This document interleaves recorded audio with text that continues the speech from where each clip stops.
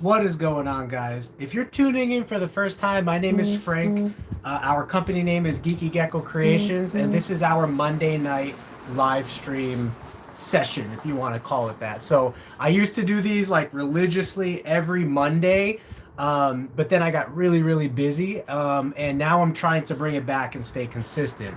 So we welcome people like you who just want to hang out and talk geckos or reptiles. You know, we're also into a lot of reptiles, but we do primarily focus on leopard geckos. Um, or if you have questions, you can always feel free to drop your questions in the chat. I freed up my hands for this hour so that I can just talk, answer questions, hang out, and have some fun. So, Lena, what's going on? I was just looking at some of your questions earlier today. I was a little behind on like responding to YouTube questions, so I'm going over every single question that came through over the last like couple weeks or so. But welcome to the few people watching right now. And if you're not watching this live, please bear with us. We usually get into some pretty cool topics, whether it's business related, breeding related, genetics related, showing off geckos, answering questions. And then afterwards, I usually title the live stream whatever we predominantly talked about. So thank you for the likes so far as well. Um, yeah, you can change your account from, I think you said last time, Lena, that was your mom's account, right? So you'll have to forgive me too. I'm a little bit tired from working earlier, but I wanted to see if I could burn some of my incense and just relax and talk geckos a little bit. I do have the windows open, and in Arizona right now, there's a fresh, cool rain going on, like drizzle, not really like stormy rain. So we're getting some nice fresh airflow through the room, and that is smelling really good. So hi, hope your day is going good. I got 4 eggs for my geckos. I'm so excited. Yeah, that's really awesome. You know, trying to put my head back in the mind space of like hatching my first eggs and stuff. That's really exciting stuff. You know, I've been tackling this now primarily as like a breeder mindset for a long time, but the keeper mindset or like entry level breeder mindset is so great. You know. Williams Leopard Geckos. A quick change. Oh, there you go. That's your name now. Okay, so really cool. So Head Empty Gecko says, "Hey Frank, it's Crescent Creatures Cafe. I changed branding and actually had a bit of an issue with my leopard geckos." Cool. So what was the issue? Maybe we can talk about it, answer some people's questions. It's hard to see the logo, but it looks really cool. Looks like a crested gecko skull or something like that. So if you guys don't know about the Renaissance Fair, I posted a little YouTube shorts. This is a incense thing that I bought from the Renaissance Fair. You can see it's the bottom jaw of a dragon. I have the top jaw in the other room, and then it like exudes smoke out of the top. It's really cool, or incense. And I've been using these a lot, like to go to sleep in between my workday. Right now during the live stream. So if your room is closed off, I wouldn't necessarily recommend it. It's really strong. But if you have some airflow through, that's great. So ex Andrew from the Philippines. Really good to have you in here. You know I love my Filipino gecko brothers and sisters over there since my mom is Filipino, making me half Filipino. And I've been watching a lot of Indonesian and Philippine leopard gecko keepers, just trying to get ideas from them, because it's always fun to get ideas. Most of them don't even use humid hides. A lot of them just use sand and the gecko tub for breeding, because their humidity is so high that the geckos don't need it for shedding. Now, I would imagine they might still need something for like females laying dirt, but if you don't have to worry about half your collection having shedding problems, or more than half your collection, then that's pretty good stuff. So I'm always trying to soak up knowledge and learn from different people's ideas. Like I was watching Gary Orner's live stream the other day. He had a crested gecko breeder on, but he was dropping some good information that is actually really helpful to the leopard gecko community as well.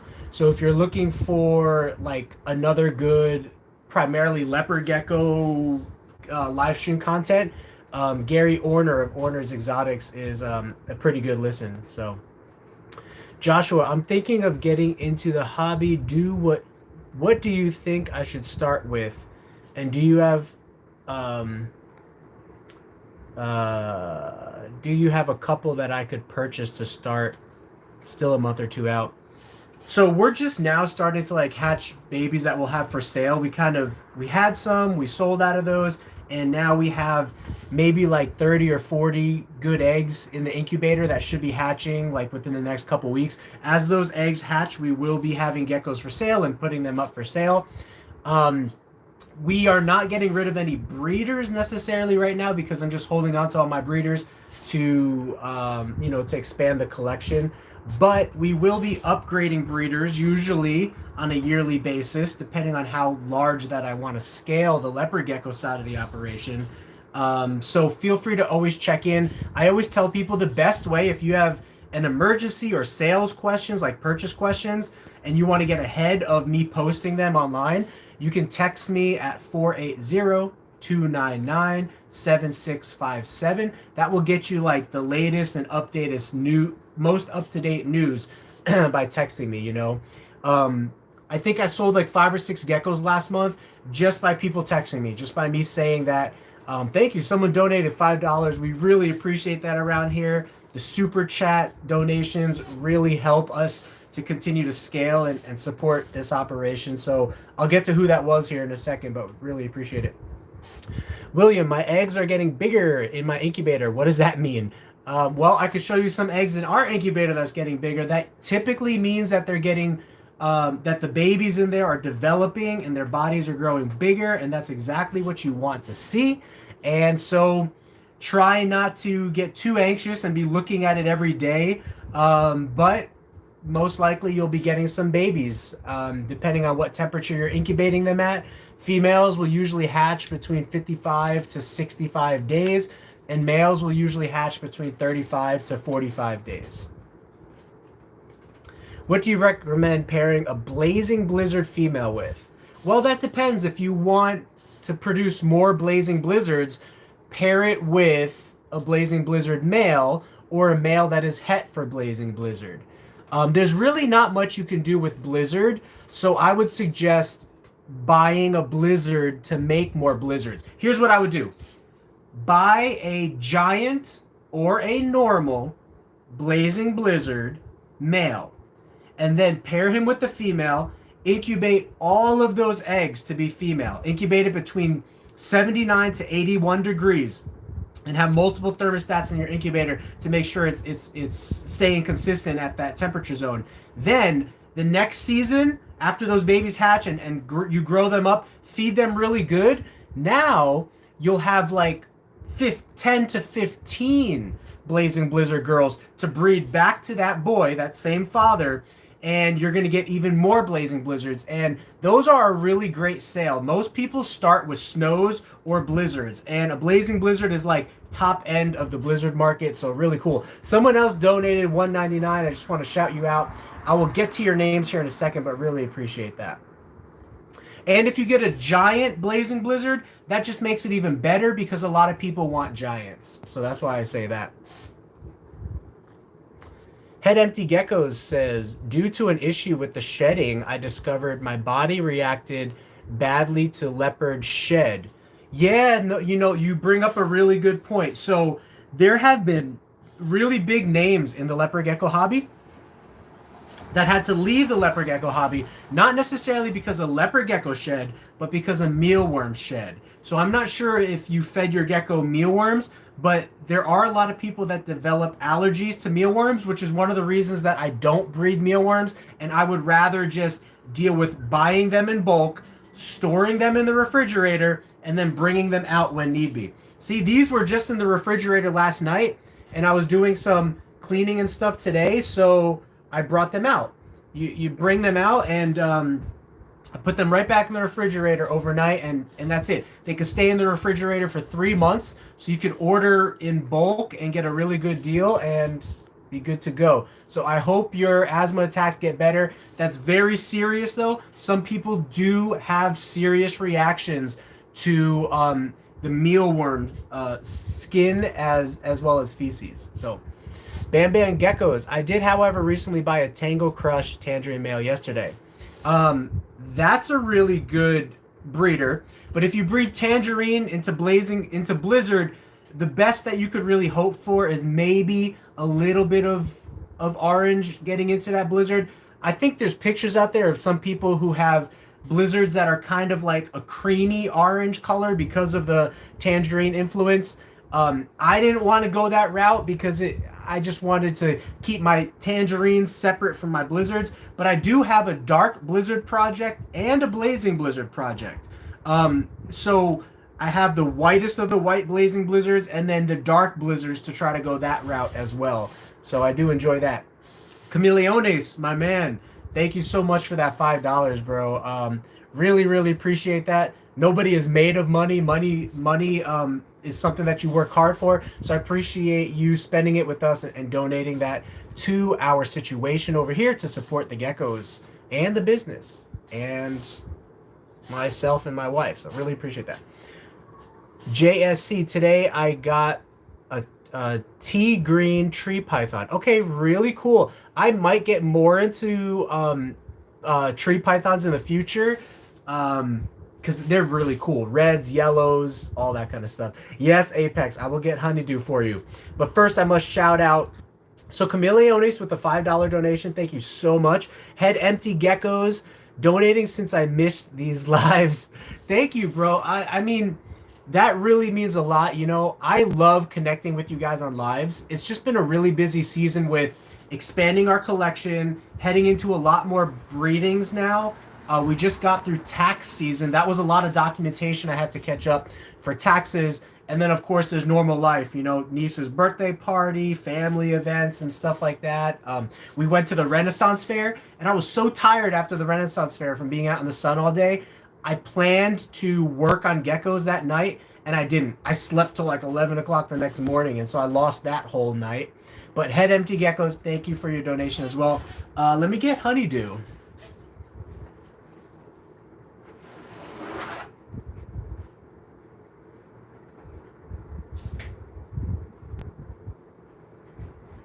For anybody who does appreciate Apex, the video game, they do have the ALGS championships going on right now, and I have been watching that. So here's Honeydew. You can see some of her pattern kind of creeping through there.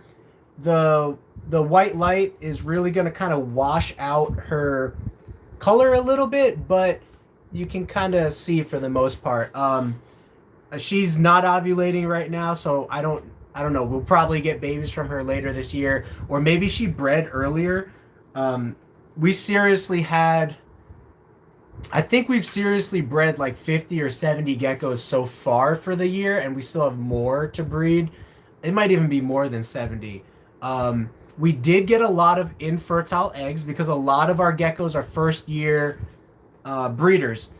And by first year breeder, I mean that they're 6 to 8 months old. You know, they're really first year breeders. Some first year breeders are a year and a half old, right? When you breed them, they're a year and a half old. You can see really great results at that point. But when your gecko is 6 to 8 months old, if the gecko is big enough to breed and you choose to breed them, you might not get the best fertility rates, especially if you have a breeder set up like this. There are some theories and information coming out now where if there's different supplementation you could give the leopard geckos, and if you expose leopard gecko females specifically to UVB lighting, there's a lot of information starting to come to the surface about UVB lighting increasing and improving the size of your gecko as well as the fertility rate. So, you know, we don't have the ability to go UVB route right now. But in the future, if there are like tubs and UVB setups that we could possibly play around with and experiment with, we'll definitely do that. But we still see pretty decent fertility rates. You know, it's just with a lot of these first year girls, you know, we're just suffering that a little bit. But I will say this, that the first year girls that are 6 to 8 months old that are wild type, like Fasciolatus, Turkmenicus, we're seeing pretty good fertility with them. Way better fertility than with like tangerine bloodlines or bold bloodlines. And I think part of that reason is that blood is stronger from not being inbred as much compared to like tangerines, which have been inbred for so many years. It's time that we need to start outcrossing those into wild types, which is one of our projects. So we do have some Black Knights and Tangerines going to Fasciolatus and Turkmenicus stuff this year. So any issues with feeding just superworms over mealworms? I never fed... Hold on, I just lost something here, blew away.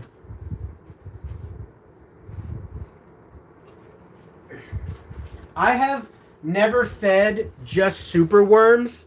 I have really only ever fed mealworms. And there was a season where I did feed Dubia roaches, but all the leopard geckos started developing the fat pockets underneath their armpits. So I think that Dubia roaches on a regular basis is just too much protein and nutrients and fat and all that. And the leopard geckos kind of like bulk up, which is good for females and breeding females. But mealworms, to me, especially as a breeder, is the cheapest, the most efficient, and it keeps the geckos, like, to me, it keeps the geckos a really good weight easily. Whereas with Dubia roaches, you would have to like hand feed them and stuff like that. And to me, as a breeder who has hundreds of geckos, that would not be, I would not be able to do that. So if you're a keeper, by all means, give your leopard gecko a Dubia roach or two, like once or twice a week. I think that variety is good for them. But as a breeder, I need to be concerned mostly about efficiency. As long as it's not compromising to the leopard gecko's health, which there are a ton of breeders that have proven that mealworms alone is good for a breeding setup. Maybe not a keeping setup. If you're a keeper, you want to treat your geckos like, you know what I mean? Like they're extra special and whatnot. And I'm with you on that. But as a breeder, it's just really important that to keep the operation running, you need efficiency, especially if you are a one-man band. Which, yes, junior geckos, sunset tangerine blizzards have a little bit of orange to them. That's pretty cool.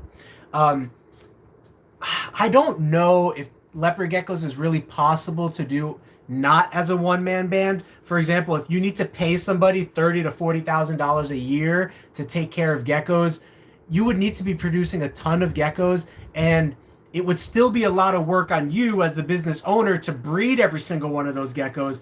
And so you might just be better off just seeing the max amount that you can breed and keep and clean as a breeder, and not pay somebody $30,000 to $40,000 a year or more to do the care side of things. So we'll be experimenting a little bit with that as a business. Now, we do keep other reptiles, but I'm kind of maxing out at my comfort level at around like 300 adult leopard geckos, and that's care, breeding, egg pulling, documentation, all of that kind of stuff.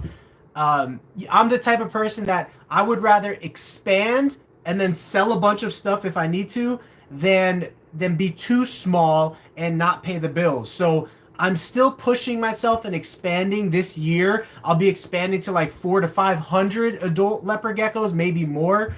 But we'll see. It's all a learning game right now. We're only in our second year of business, and being in our second year of actual business, I feel like we're doing pretty good. It's just really, really time consuming on me, and stressful a little bit. Like I might not be showing it too much, but working on geckos every day from the minute I wake up to like 3, 4, 5 o'clock in the morning sometimes, it gets a little stressful. I can't lie about that. Because there's so much that goes into it, between caring, breeding, health issues that you might encounter. I don't have any health issues with my leopard geckos on a regular basis, but like other animals, like shedding issues, and I could go into a whole bunch of stuff that you encounter with other animals. But that's just the ins and outs of a reptile business. You're going to have to do all that stuff. Documentation, as well as talking to people for sales. And, of course, YouTube and social media promotion is huge. So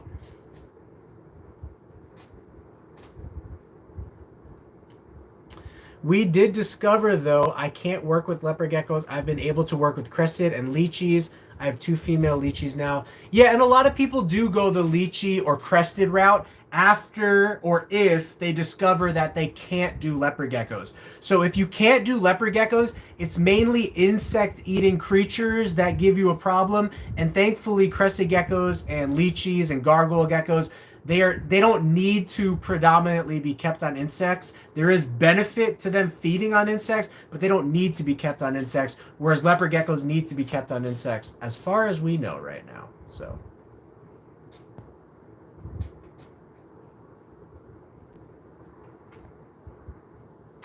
I appreciate you answering my questions. I'm new to breeding leopard geckos. Your videos are helpful. Thank you, and that's why we have the videos out there. So I appreciate your support. I love leopard geckos. They were my first reptile ever. And then, like, if somebody had to say, Frank, you can only work with one reptile for all time right now, I would choose leopard geckos. As much as I love tegus and ball pythons and sailfin dragons and bearded dragons, leopard geckos just own my heart as far as reptiles are concerned. Like, look at this little thing. It's a little dinosaur in a package. They hunt insects. They grow to breeding size within 6 to 8 months. You're not waiting like 3 years for a baby to grow up, like with crested geckos and stuff like that, I just really love these guys. They come in, they have the most genetic variety for any lizard that you can have. Crested geckos are starting to get up there. They have the cappuccinos, the lily whites. They have a bunch of line bred stuff. And then people are starting to hypothesize whether a lot of the genetics in crested geckos are actually Mendelian, meaning like recessive and dominant, compared to line bred, which is what they've thought for the longest time. They thought crested geckos was completely line bred, but information is starting to surface to where they might not be. And so that's attracting a lot of attention on that side of things. So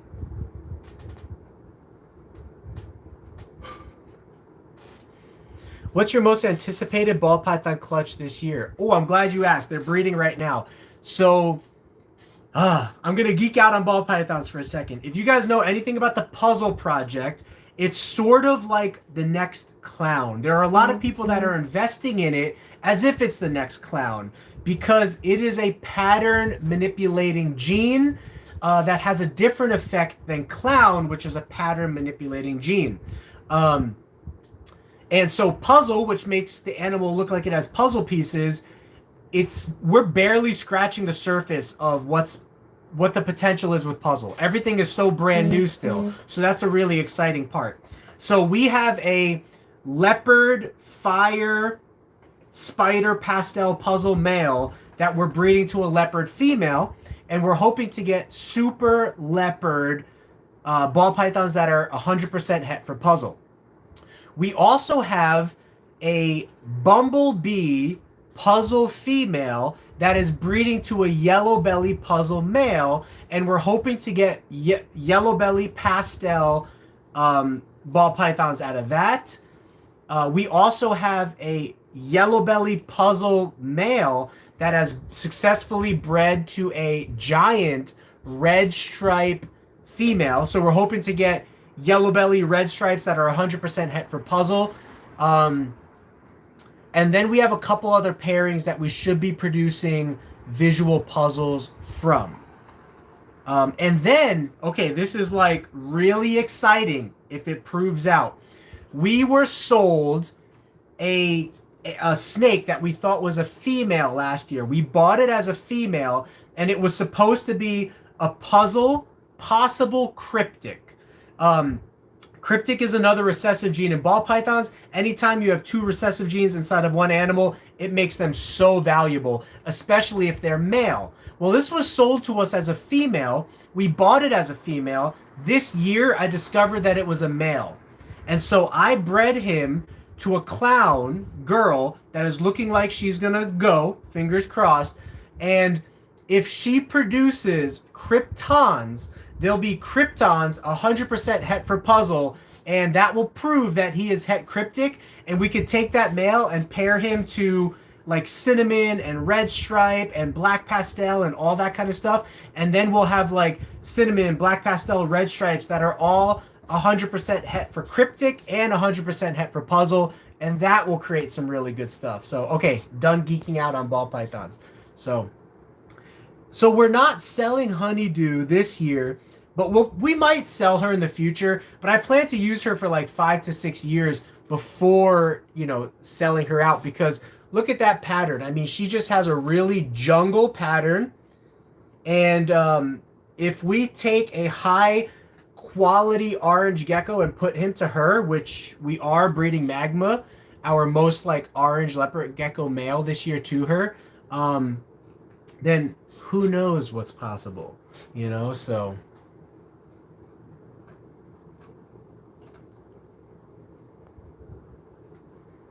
oh, actually, we do have one gargoyle baby that that should be available within a couple of weeks. I mean, gargoyles, they grow slower, gargoyles and crested. So like a leopard gecko is ready to sell within 3 to 4 weeks if it's looking up to par. I would like at this moment to sell my gargoyles and cresteds at like 2 months. So like 8 weeks, like twice that. Just because you want to make sure they're growing good and eating and thriving and all that kind of stuff.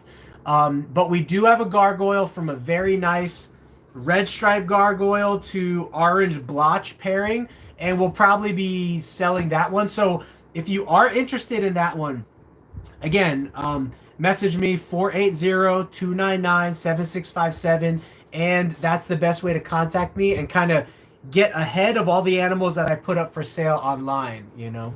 Will you and Supreme Geckos ever do a live stream again? Yeah, I think we will. I mean, you know, I feel kind of bad over the last couple months because Wally was friends with a couple of people that don't like me, and Wally was really supporting me with these other people and getting some backlash for that. And then I created a really controversial video that could potentially make Wally look bad because he's in support of me.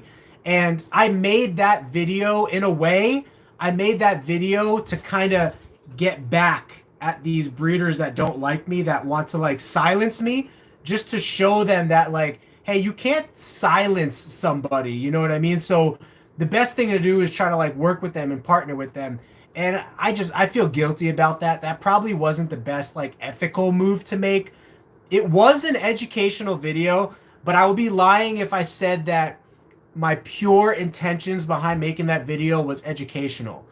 From the titling of the video to the content that the video had to the impact that it had on the community, all of that was sort of a little bit of a rub to those guys that are being really negative against us. And, you know, for all you guys out there, that's probably not the best life lesson to do. I left the video up because it is educational at the end of the day. It does talk about the lemon frost gene and whatnot, but I feel a little bad. Anyway, since then, I feel like I might have hurt Wally a little bit doing that. And so I feel a little guilty for that.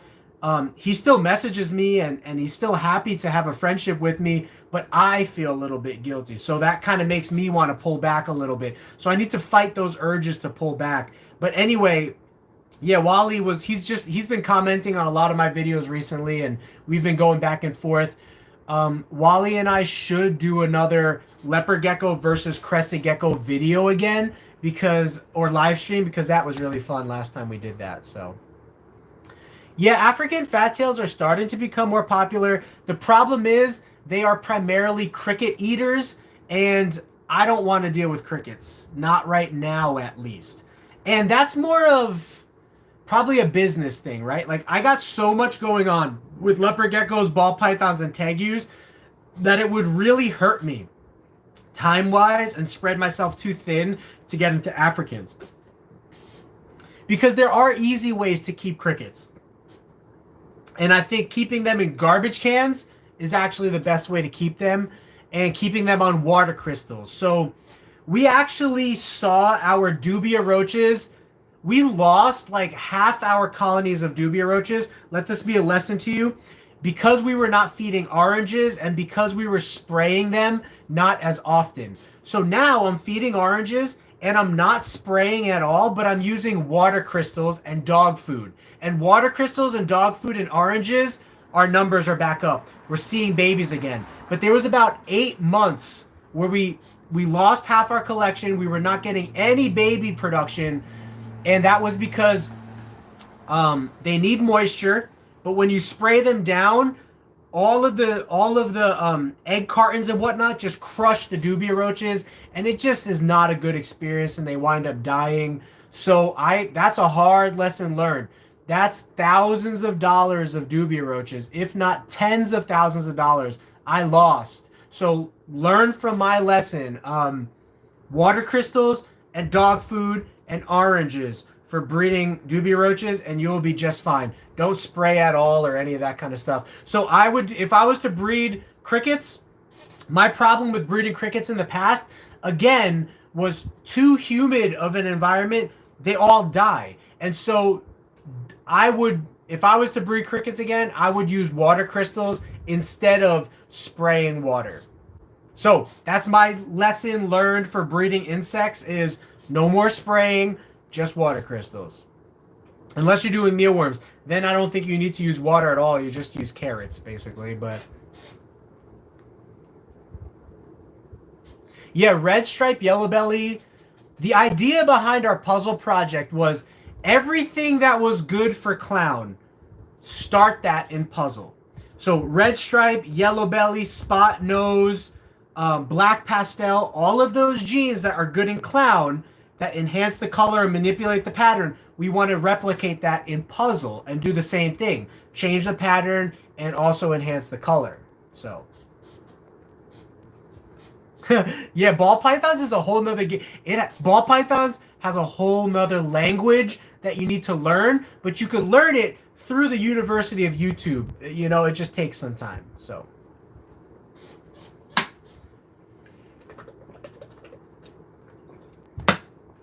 I have a whole Morphs series on the best beginner projects for leopard geckos. But Grady asks, what would you consider to be the best projects to get into for a leopard gecko beginner to make sure the babies sell decent? Snow, blizzard, albinos. Those are the top 3 entry-level geckos that are fun to replicate, teach you about genetics, and fairly easy to sell because they drastically manipulate the pattern and the color and all that of the animal. So you had a baby that prolapse. That's interesting. You can take it to the vet, but some things are better to just try to deal with on your own.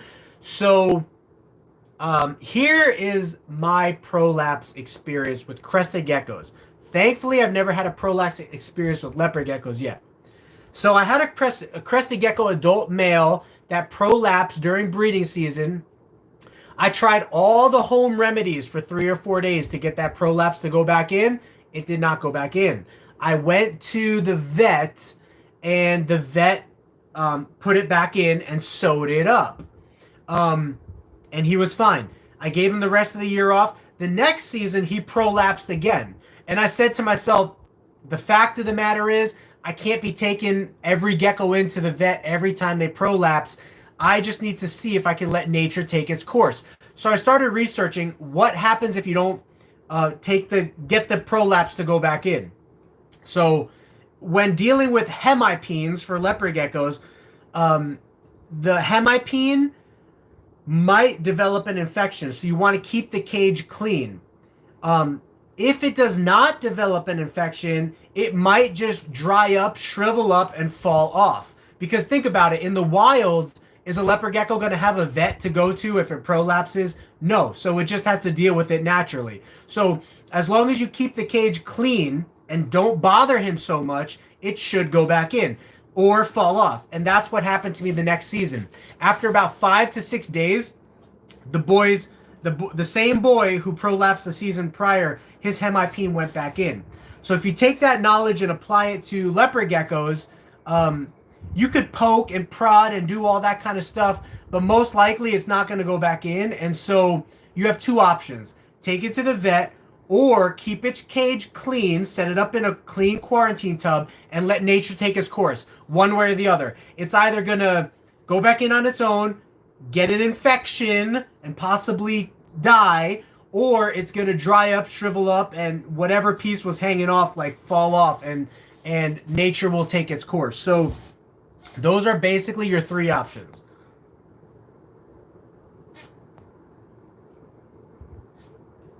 White and yellow max snows are good for beginners as well, but white and yellow is, to me, white and yellow is more of like a mediocre project. And the reason I say that is because white and yellow does best when you start combining it with like tangerine and stuff like that. And to each their own. If you want to make a white and yellow snow, that's great. We're going to be doing some white and yellow fasciolatus snows, and white and yellow Afghanicuses, and white and yellow Turkmenicuses, and, you know, we're going that route.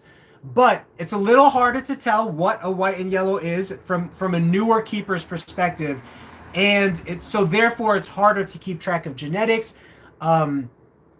I would stick with like snows and super snows, albinos, and blizzards. They're all very easy to tell in the beginning stages. But if you want to go the white and yellow route, by all means, that's a good option as well.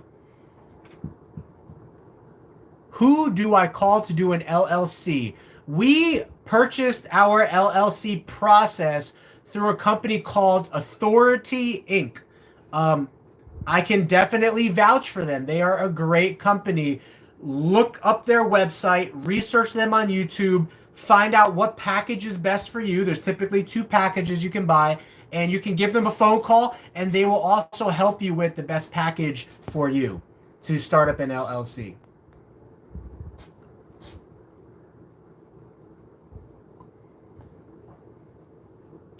I did not know that Dubia roaches are isopods. But one day when I was doing a show last year, people thought that my Dubia roaches were isopods, the babies that I was selling, and they were all geeked out like, oh, this is only $10? I was like, yeah, they're roaches. And they're like, oh, I thought it was isopods. Because isopods are super expensive. Isopods are like $1 or $2 each sometimes for that little itty bitty thing. It's crazy. How big you need a tank to keep a tegu in? So a baby tegu, 20 gallons. A juvenile tegu, 55 gallons. An adult tegu, there's something called a grow tent. I would get a grow tent that is 4 by 4 by 8. 4 feet by 4 feet by 8 feet. You could get them for like $200 to $300 online. You could hang lights in there, UVB heat, put a bunch of substrate in there. They can't scratch out of it because it's scratch resistant material. That is the way to go, in my opinion, if you are keeping large lizards inside the house. Grow tents, they're called. And they're used for plants normally. And they're meant to go vertically, but you could turn them on their side. And you could also research on YouTube how to create a grow tent for a large lizard, because it's become really popular. So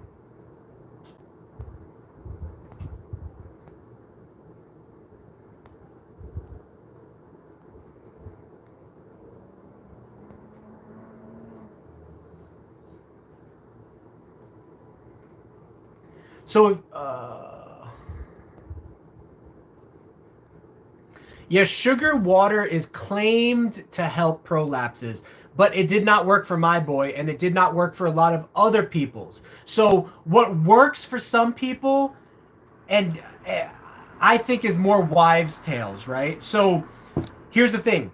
If the hemipene is going to go in, it's going to go back in whether you use water, sugar water, no water.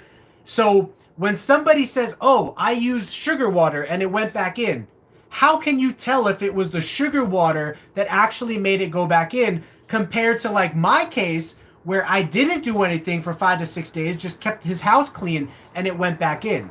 Do you see the problem with like wives' tales? And then you have someone like me who uses sugar water, honey, uses all the home remedies, and it doesn't go back in. where do you draw the line as far as what works and doesn't work and for what purposes? So that's why I'm more on the side now of, as far as prolapses are concerned, either take it to the vet or let nature take its course.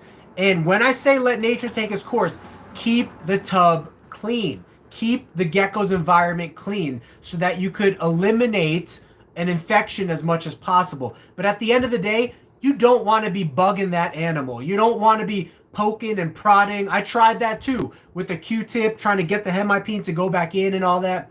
Nuh-uh. Didn't work. I would suggest not doing that. Leave the gecko alone.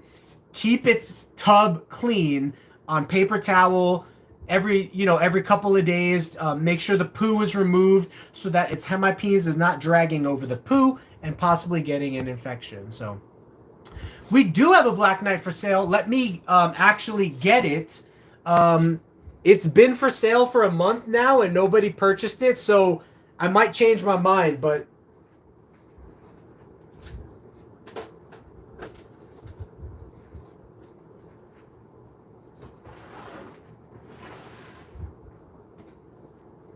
oh, I have to go behind the lights here.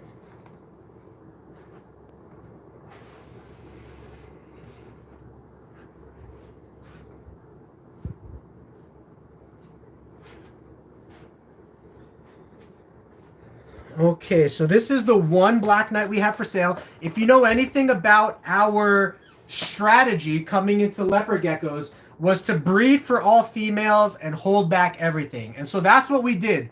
This girl, she's about 5 months old now, but a month ago when I put her up for sale or whatever, she was younger and she was smaller. So there comes a point in a leopard gecko breeder's decision making where he has to say, is it worth keeping this gecko and producing 10 babies from her, or 5, or whatever it might be, or selling the gecko? So she's right at the brink right now of, like, I might even keep her because she was for sale for $750 a month ago.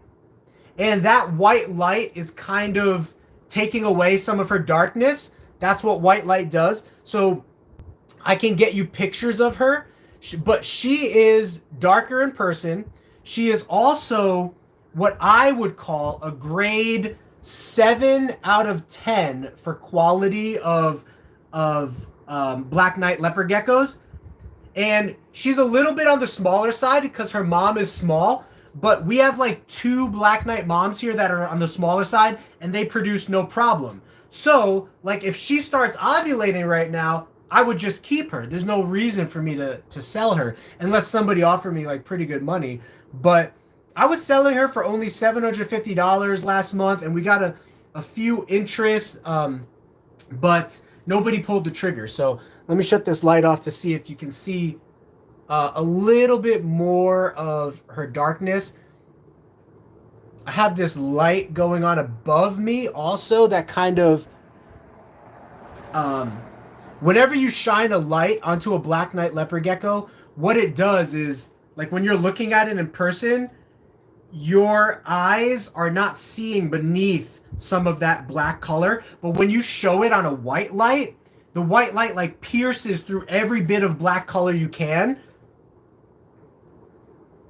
And so where is our 10 out of 10 quality? Oh, it's tucked away up there where I can't really get it, but I could show you like what a better quality one looks like under black light that I would consider like, I mean under white light that I would consider like 9 out of 10. But if you want pictures of this girl, text me again, 480-299-7657. I'll send you pictures. Sometimes the pictures are a little bit lighter as well. But she's really getting to the size right now where she's worth keeping. Like I was selling her for $750 last month. But now it might take me like, I don't know. We got some bills to pay this month. Maybe. Don't quote me on this. I need to think about it. But I would say it's probably going to take at least $1,000 minimum for me to get rid of this girl. because she's at breeding size now, and she's pretty dark. Like she's darker than she looks right there in the video because of we have some really intense light on us right now. And she's almost breeder size, and so I could get 5 to 10 babies from her within the next 2 months. And then $750 is nothing because I could sell her babies for $500 to $1,000 each and have like 5 to 10 of them, so, and possibly make like 5 times more off of her. So that's kind of the route with her. I don't know. If you're interested, message me. We'll talk about it. 480-299-7657. But yeah, we do have about 20 to 25 pure Black Knight females that are going into breeding this year, and also about 15 to 20 Black Knight crosses from last year that are going back into Black Knights. We just bred our first one. It was a tangerine cross from last year.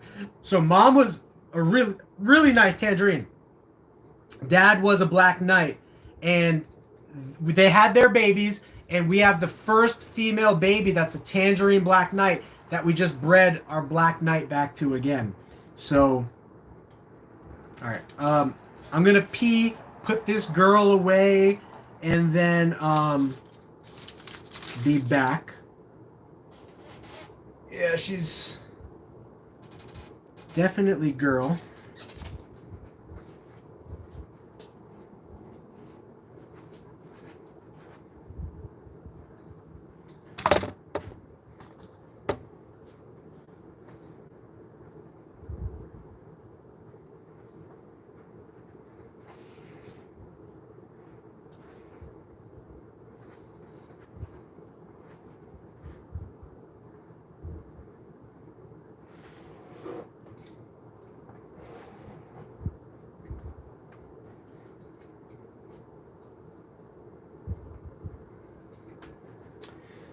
Sorry for the delay, guys.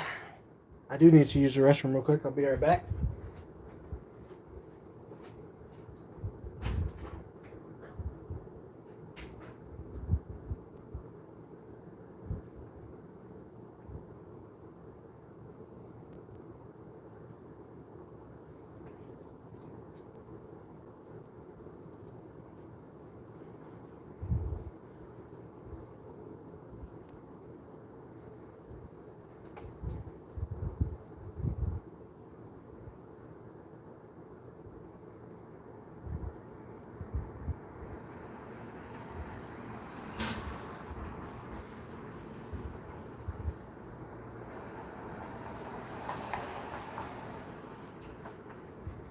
Ooh, I think my wife's cooking pizza. Wow. Every time I leave, we get more people. It's crazy.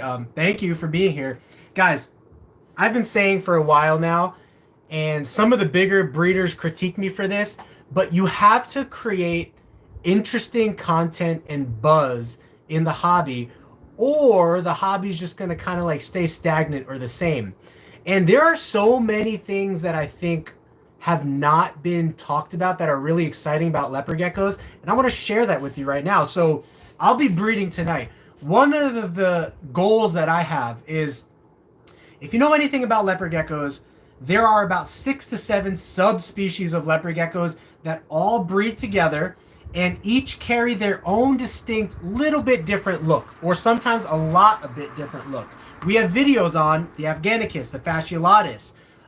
Those are two that I'm really excited about, and we're test breeding the Afghanicus to Lemon Frost this year. We're also going really deep into our Fasciolatus Lemon Frost crosses because we had really good results last year, and we're hoping that maybe the Fasciolatus is the best bloodline for that. But Afghanicus into Black Knight and Tangerine and White and Yellow and Snow is going to be amazing, I think, and we're going to be planning to set up projects along those lines. And also, Fasciolatus to Tangerine, Snow, Black Knight, and White and Yellow is going to be really good as well. and then crossing those back to each other will create stronger and stronger bloodlines, DNA, and variety and exciting projects to work. So that's kind of the direction and goal of our house project over here. I really want to see wild types into the current morphs that we have. We're also, of course, we want an all red gecko. Who doesn't want a red gecko, right? And so we might be looking to import some of the best stuff from Korea over the next couple of years. But until then, we're going to be working our own really nice orange lines, getting them as red as possible. And we have some really nice stuff. So let's see, we got about 10 minutes. I'm going to see if I can...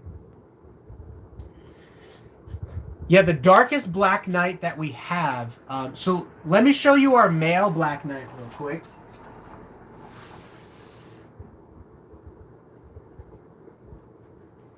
Now, he's not the darkest Black Knight that we have, but he's pretty dark. This is the male that breeds to everything. And again, he's darker when not in the light. The light is really shining through all of his black and revealing that pattern underneath. But when you're in person, it doesn't show as much. It looks darker in person. Some of the babies he produced last year are just so fire. We had to start expanding our racks up high, and I have like wood that's weighing down the tops so that it's not so that they can't pop the tops off. So it's a little difficult to get up there, but let me show you some of his sibling, some of his offspring from last year. So this is a female that we take to shows. We call her Black Magic. She is a daughter of his from last year, and we will be breeding her to him this year. She wasn't ovulating last I checked her. She's not ovulating now. We're also testing out these as food bowls, because that would be great if you could just have disposable food and water dishes. And so far, working really great.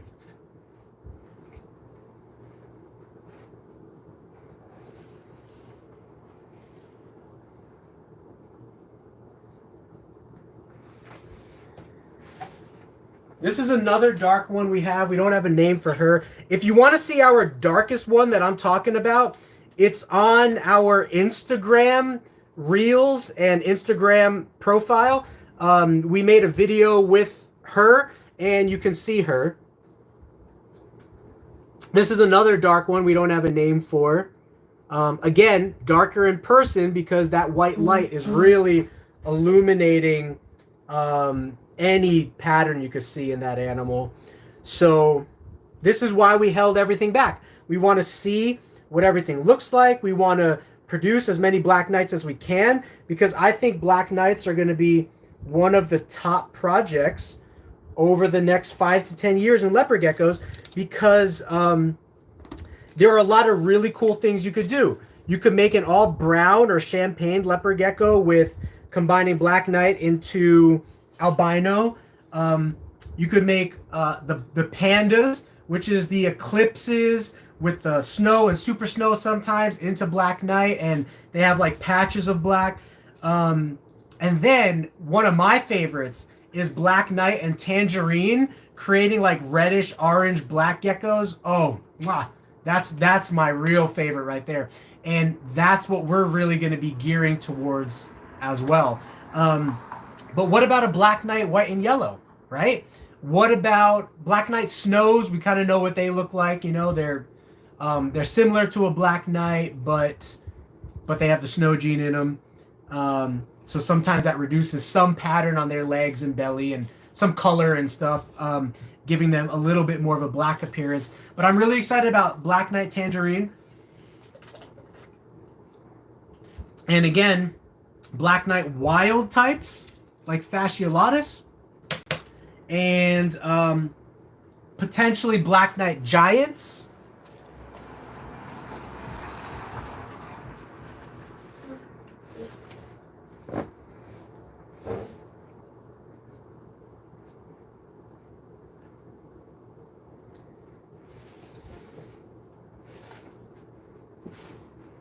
So we'll just spend the last 10 minutes looking at Black Knights then. Here's another Black Knight that we have. When she has a worm in her water bowl, I'll throw it away because it could create bacteria and whatnot. And you can see all of these guys are really, really nice and dark. So let me show you from afar, because I think that gives a better representation of the animal. And all of these are breeder size now within a year. So same as most other geckos, you know what I mean? A lot of people say that, oh, Black Knights have bad fertility or they grow slow. Not in my experience. We had 5 Black Knight females last year, and one of them was like a 6-month-old girl at like 38 grams. And out of that, we got like 20 or 25 pure Black Knights. So that's averaging about 5 to 6 Black Knights per female. That's not bad if you think about it. That's a decent amount of lizards right there. So anyway, I think the Black Knight is going to be one of the top projects because there's a lot to do with it. The pattern manipulation, color manipulation, and then, of course, mixing it with other recessive genes like albino and stuff. Just really cool.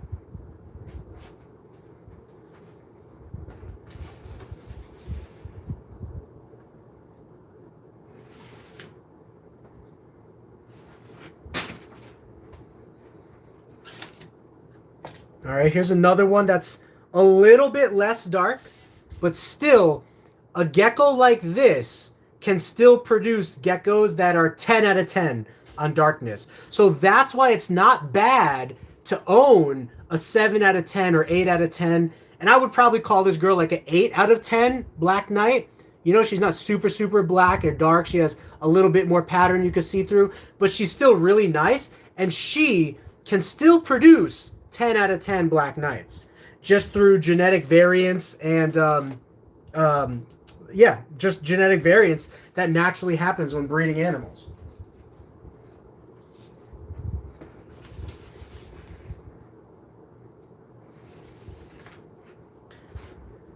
Okay, this guy was incubated for male, turned out to be female. He was going to be our backup Black Knight breeder. He came from the darkest female that we have. And he is a very nice, or she is a very nice Black Knight once again. I would call her like 9.5 on blackness. And we were really hoping she would be a male, but no, she definitely turned out female. She was incubated at like 89 to 90 degrees. This year we're trying something with our incubators a little bit different, but look at that girl. Beautiful. The tail, just, you could really see a lot of velvety, smooth stuff. So you can see they grow just fine. They're just as big as like bolds. Bolds are heavily inbred and, you know, sometimes a little bit smaller. But the Afghanistan leopard gecko is naturally a darker animal. So when you take this gecko and breed it to Afghanistan, I have high hopes for that. Last year, we did not have any success. All of our Afghanistan females and pairings, they laid infertile eggs. So this year, we're trying our Afghanistan males to the macularis females, like Black Knight or Tangerine, whatever it might be. And we're seeing if we have better success with that.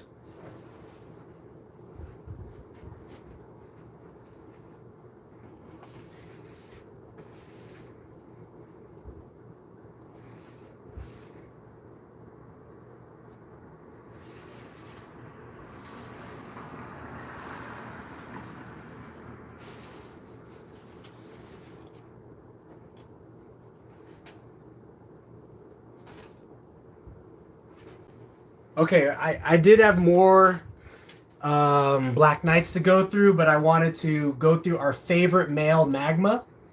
That white light is really washing him out, but in person, he's really like a dark orangey, reddish kind of color. And you can see pictures of his offspring on Instagram. We've been doing a lot of reels and stuff like that. And he produces some fire stuff. Really good breeder, you know, so fingers crossed we're going to keep breeding him this year.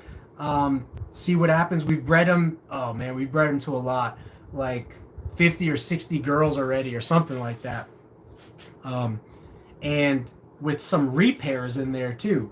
So we need some more males of his. So last year I incubated for all females to make more breeders. This year we're incubating for about half males so I could sell and make money for the business. And also part of those males, some of them will be holdbacks.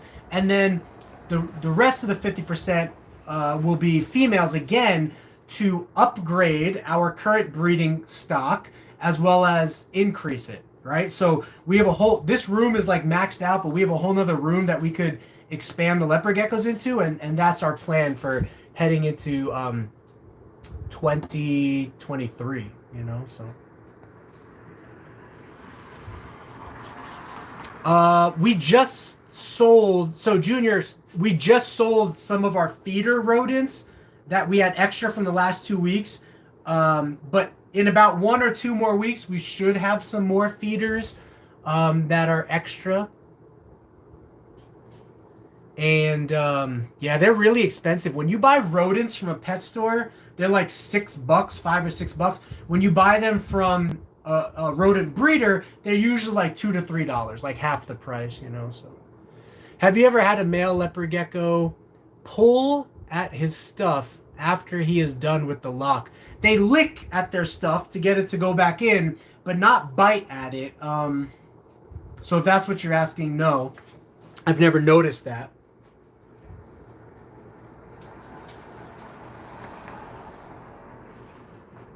Magma's got some breeding to do tonight, so I want to put him away. That way he gets really excited for later. But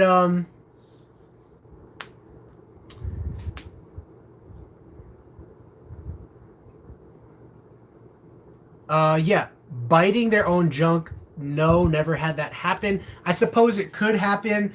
I try to leave the males alone as much as possible. After the male is done breeding, I'll leave him alone for like 5 minutes and then put him back in his cage.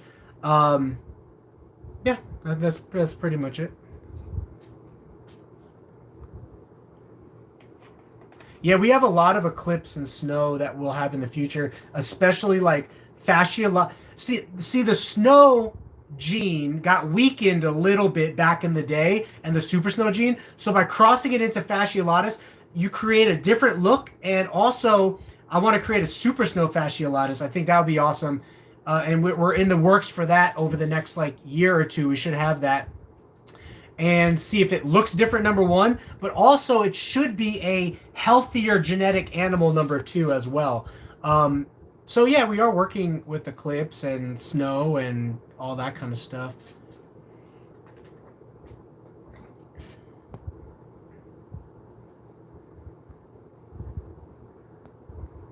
Starburn for that other gecko's name, huh?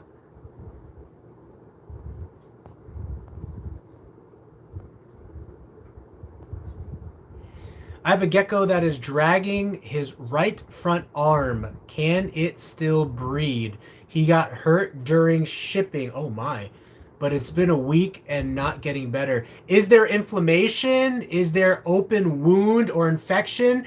You might need to take that animal to the vet to get like antibiotics. Gosh, what happened? That's pretty rare. Did the box get crushed or something? Or is that the breeder's fault for like it got hurt before the breeder shipped it off? And that's why you want to do your research on who the breeder is. I hope they're taking care of you. Because you want to work with a breeder that guarantees live arrival, a healthy animal. If for some reason it's not, they should be compensating you something back or having the animal. They should be working with you on that. That's really bad news, though. I mean, yes is the short answer. Is it the most ethical to put a gecko that's hurt into breeding? Probably not. Because it can get hurt more. What if the female bites his arm and rips it off and then he dies? Like, that's a reality. Is there a chance that can happen? Yes. Is there a chance that won't happen? Absolutely. Is that a chance that you should take? That's a question that you have to answer for yourself. If you're willing to risk the life of the animal to breed it, you know, Everybody does this. There is a risk in breeding animals no matter what. So I don't want to tell you you're a bad person for trying, but I want to enlighten you to the idea that if your gecko is already hurt and you put him in with a female, there is a chance that he could get hurt more. Now, if you decide to proceed with that or not, that's on your conscience and that's on your decision-making ability. I'm not going to judge you one way or the other, but I am going to let you know it's more risky. This is a hobby of risks. And this is why how can I say this nicely? This is what I struggle with. Some of these people that have problems with us breeding lemon frost and whatnot, what I struggle with is they take risks just as much as I take risks. Sometimes even more. Geckos die in their possession than in my possession. And so for them to look down upon me, make fun of me, give me a hard time when they are putting their own animals at risk, and they're trying to say that they're putting their animals at less of a risk than I'm putting my animals. We can argue what is less or what is more all day long. The fact of the matter is we're both putting our animals at risk no matter what. Every time you ship an animal, you're putting that animal at risk. Every time you sell it to a child that might not be the most responsible, you're putting that animal at risk. Every time you wholesale that animal, do you know how many geckos every year die in the wholesale game? Thousands, if not tens of thousands. And if you're selling to wholesalers, you are risking your geckos' lives getting put into the hands of wholesalers and the people that they sell to. It's all risk. So if you're going to sit on your high horse and say that your risk is not as bad as my risk, I think that that's a little bit judgmental and short-sighted. So I'll leave it at that.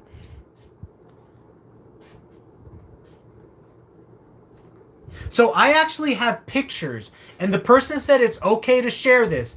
I have pictures of a male that was put with a female overnight in the female's cage. It was like a 40-gallon breeder.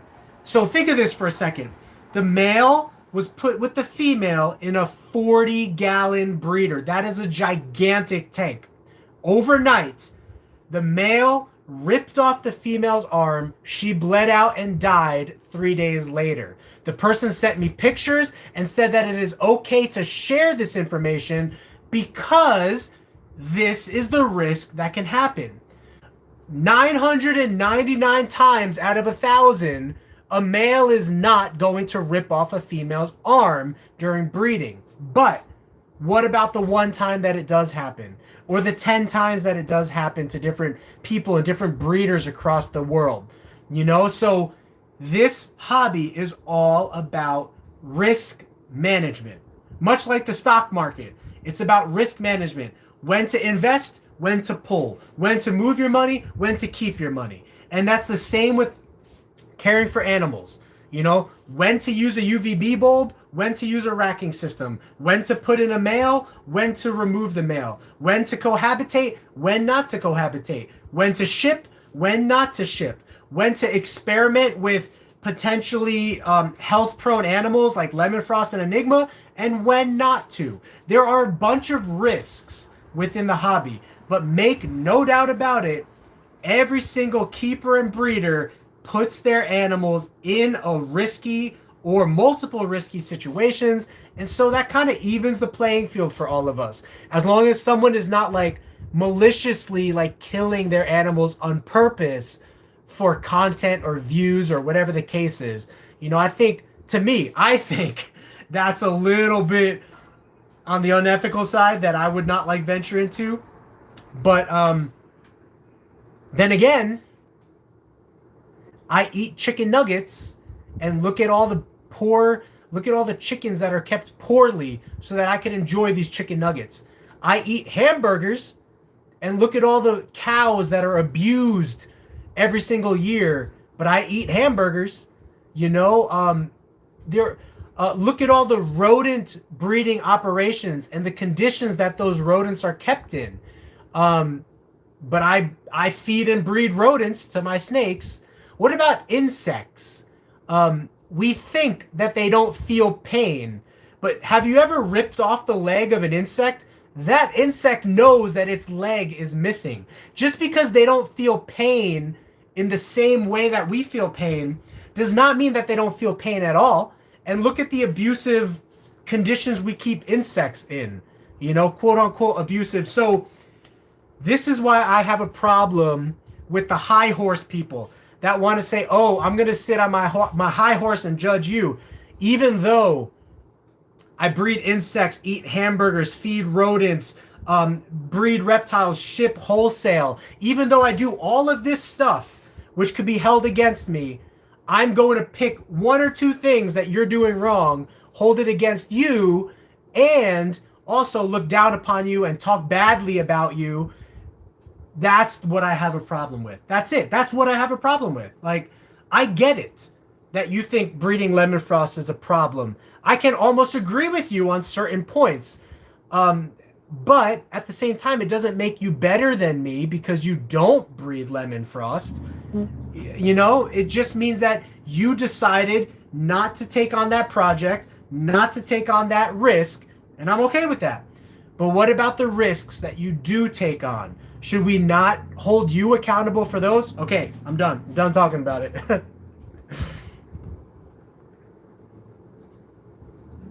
Best starter leopard gecko morph: snow, blizzard, Tremper albino.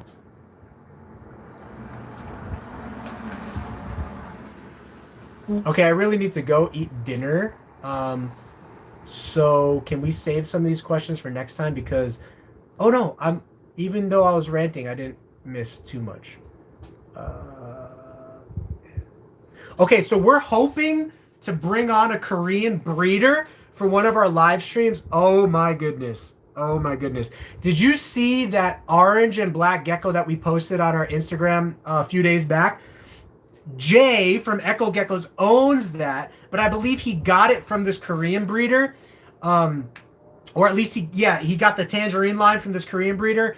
Man, in Korea and China and Asia, they produce Charmander red geckos all day long. It's crazy. They got the best stuff.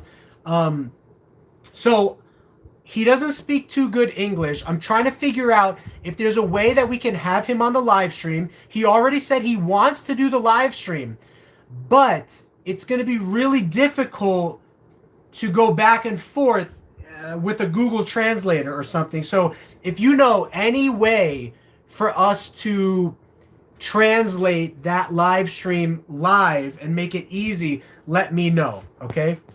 I'm so sorry, guys. I'm really hungry, and I have a lot of leopard gecko work to do left. So if I missed your question, please text me at 480-299-7657, and I'll get that question answered for you. That's the best way to reach out to me. If not, look for our live stream next Monday, or just message me on Facebook, Instagram, Messenger, something like that. But I really need to eat. Starting to feel a little hunger, and need to get back to gecko cleaning and breeding for the night. So thank you guys. I love you guys. You're in my heart always. And yeah, text me or message me if you have any questions. So I will see you guys next time. And until then, as Apex always reminds me to say, have a geeky gecko great day, and mostly night for most of you guys. Peace. Love you guys. Talk to you later.